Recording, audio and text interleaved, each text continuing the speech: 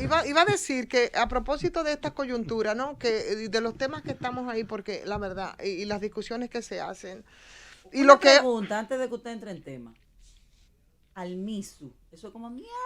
no, el MISU, Sí, se me el olvidó. Está MISU, bien. no, bueno, Entre, dele. pues sí, con todas estas preocupaciones que tenemos en la mesa y que son parte de esas crisis de las que habíamos hablado, que es un riesgo que se sigue corriendo, porque es una combinación bastante explosiva en términos de la situación en la que se encuentra el país en este momento.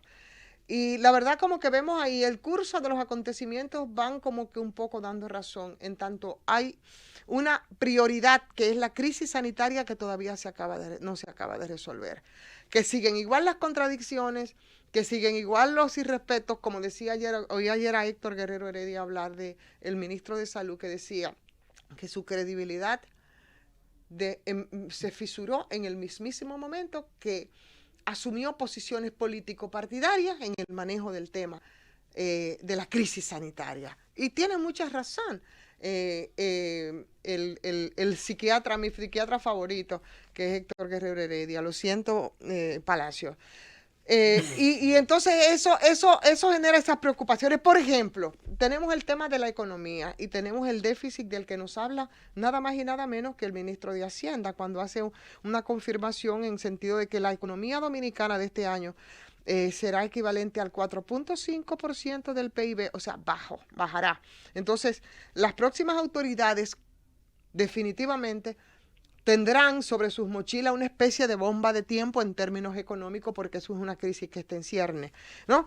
Con unas medidas que cada vez pulverizan más y también irritan más a la población. Que por cierto, en ese comentario que destaca hoy el periódico Hoy, habla de algunos recursos que ha manejado el gobierno a propósito del tema de la crisis del coronavirus y cómo los ha estado manejando. En términos de preguntas, se habla de los 650 millones que ya recibió como préstamos, como parte también de la misma línea de este gobierno, de unos 650 millones del Fondo Monetario Internacional. Pero además, 150 millones de dólares que se le dieron de un crédito de contingencia del Banco Mundial, sin contar con los 12 mil millones de pesos que le pasó el Banco Central, que es el mismo dinero, óigame bien, el mismo dinero de las AFP, porque eso es lo que nos está diciendo. Y 14 mil millones de pesos que se tomaron de las arcas del Instituto de Prevención de los Riesgos Laborales. ¿Ustedes saben de dónde es que está saliendo ese dinero? De ahí, de eso mismo que dice Del Valdés ahorro el que yo Miso, tengo para cuando yo era vieja. de lo mismo que está diciendo Valdés el Miso, que no se pueden tocar porque sería una crisis demasiado grande. Y es que la gente, y volvemos al punto, los infelices de este país pensaban que Valdés el Miso iba a favorecerle a la gente. ¿Alguna vez ha estado de acuerdo el señor El Misu con los trabajadores? ¿Alguna vez ha estado de acuerdo el señor El Misu con los que ganan aquí salario mínimo? ¿Salarios de miseria? Más bien, como señalaba un amigo, saludos a Lalo Almonte, en una nota que me enviaba, a veces parecen más bien sicarios del Fondo Monetario Internacional. Y lo decían así con todas sus letras, y me parece que el símil es bastante prudente. Y entonces la pregunta obligada a la que se le manda a hacer al señor El Misu es a propósito de todo eso, es el caso de los bonos soberanos y los endeudamientos externos que no paran en este país. Pero Punta Catalina, entre otras geniales medidas económicas, y seguro que la respuesta podría ser necesarias y fundamentales para sostener nuestro inmenso crecimiento y desarrollo. Eso sí son necesarios. Ahora, ese 30% que están requiriendo los trabajadores, que su dinero, que no tiene por qué estar siendo administrado por quienes los están haciendo y utilizados, esos entonces crearían una crisis del tamaño, o sea, irrecuperable en nuestro país.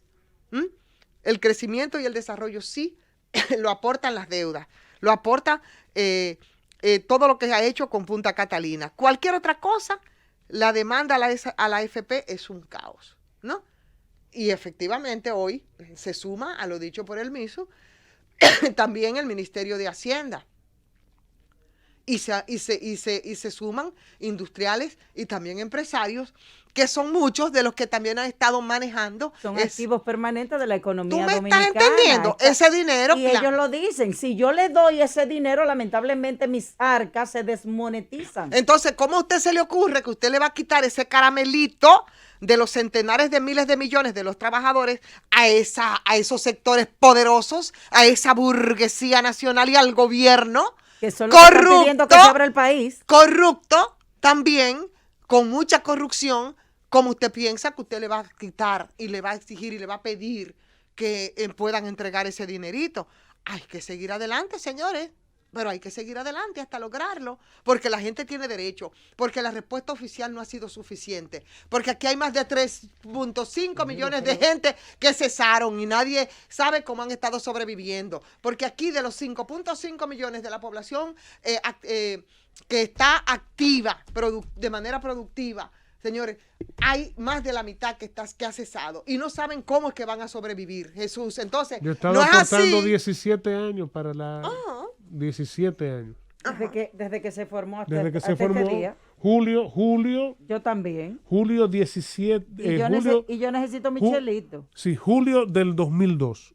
Desde julio del 2002 estoy cotizando. Entonces, el asunto no es ahora que nosotros nos vamos a ir de bruces, no, y que ahora todo el tema de la economía, ahora el descalabro va a venir en el país si se le entregan el 30% que están exigiendo los trabajadores con ¿Ese todo su dinero es derecho. nuestro? Ese es un dinero que es lo poco que se ha podido acumular. Entonces, es ahí verdad está. que hay una ley Ahí y está. todo lo demás, pero ese dinero es nuestro. Ahí está, entonces, ¿ves cómo confluimos con el tema, señores, de la crisis sanitaria, para volver al punto de partida, la crisis sanitaria de la que se ha seguido actuando de manera reactiva?